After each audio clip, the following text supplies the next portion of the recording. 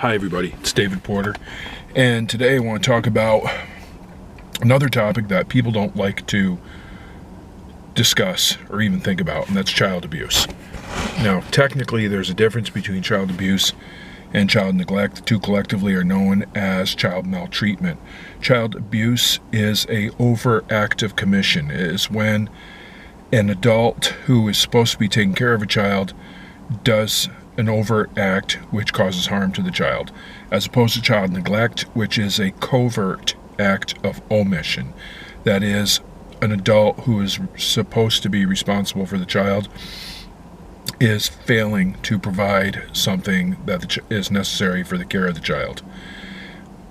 Child abuse can be divided into several categories, some of which overlap. There is physical abuse, which involves kicking, punching, slapping, grabbing, and hitting with a weapon, poisoning. There have been extremely heinous cases of child abuse where children's hands or feet have been immersed in scalding or boiling water, or children have been burned with cigarettes. As LADC, going into 22 years of experience, I've seen these things. I've seen some pretty heinous cases of child abuse.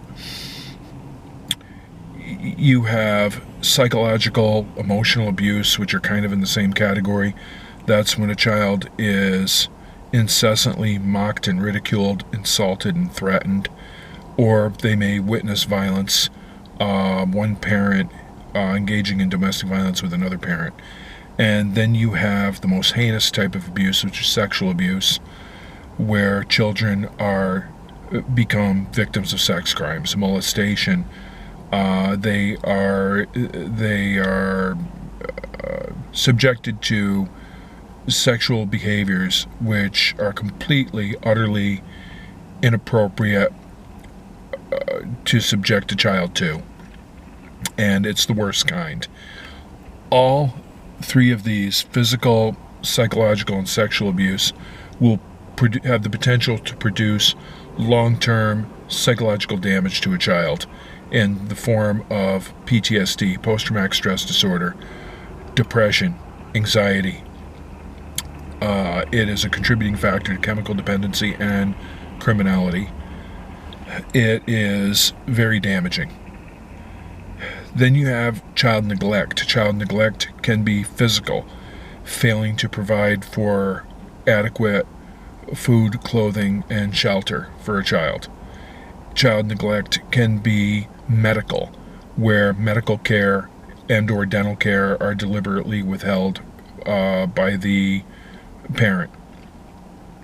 And you have emotional neglect, where the child is given adequate food, water, medical care, but they are never held, they are never touched, they are never loved, they are never told they are loved. They are emotionally neglected.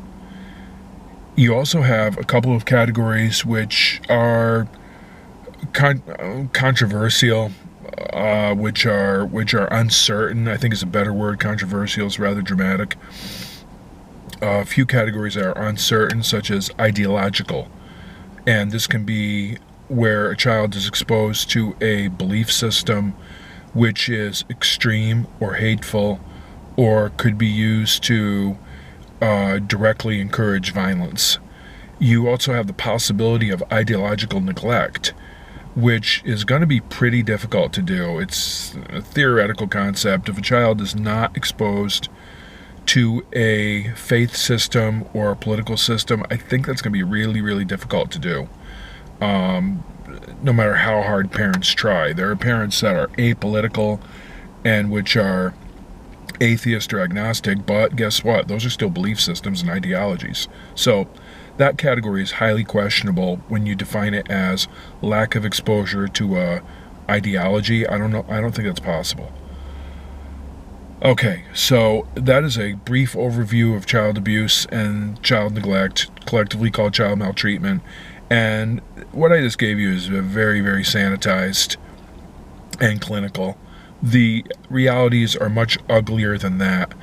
A term that you should know is, oh, come on, what was it called? It was a Kaiser Permanente meta-analysis, and I'm just drawing a blank right now on the acronym ACEs. Adverse Childhood Experiences Scale, or Adverse Childhood Experiences. Again, a very clinical, sanitized word for children who grow up with parental divorce, with a chronic mental or physical illness or injury of one or both parents, with the parent's addiction or incarceration, and with abuse and neglect.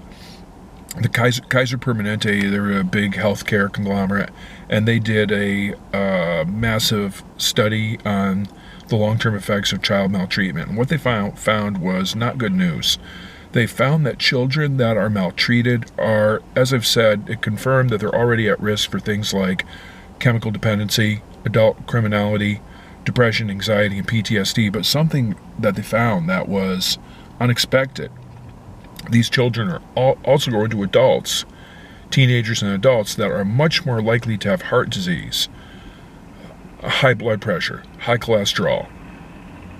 They're much more likely to have certain types of cancers. They're much more likely to have accidents where they break the bones in their arms or legs or other major bones. And why is this? No one is really sure. The theory is that children that are very badly maltreated don't value themselves. You don't value yourself. You may smoke. You may drink excessively. You may use drugs. You may not wear a seatbelt. You may engage in reckless behavior and impulsive behavior if you don't value your own body.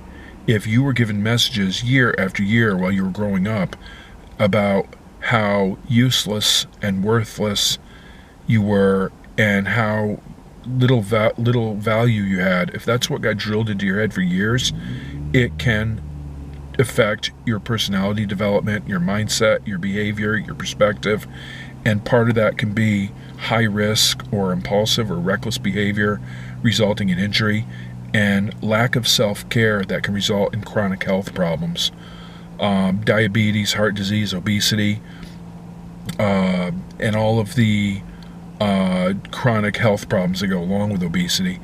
These are cigarette smoking. Again, these are all behaviors reflecting a lack of self-care and not valuing oneself. Now, last thing is something else that's interesting, and a growing body of evidence indicates this, is that children that are overindulged turn out worse than kids that are neglected or abused. When children are overindulged, that is, that everything they want is delivered to them. What in the 60s by I believe it was a child psychiatrist or psychologist, Dr. Spock, no, not Mr. Spock from Star Trek, Dr. Spock, a real person, advocated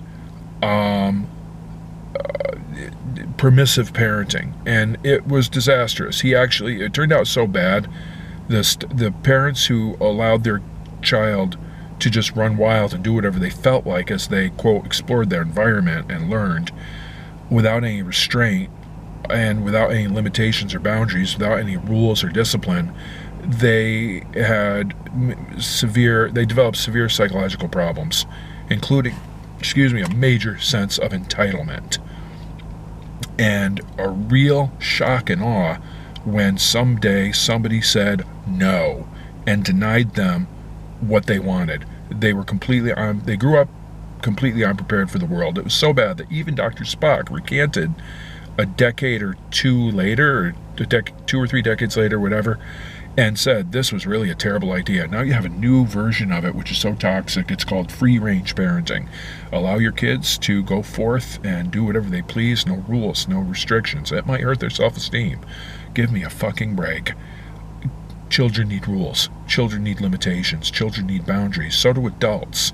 Children need to hear the word no more than they hear the word yes. Or you raise an entitled, spoiled little monster, utterly unprepared for life. Okay. That is about all I have to say right now on this topic. Thank you for watching, and please hit subscribe.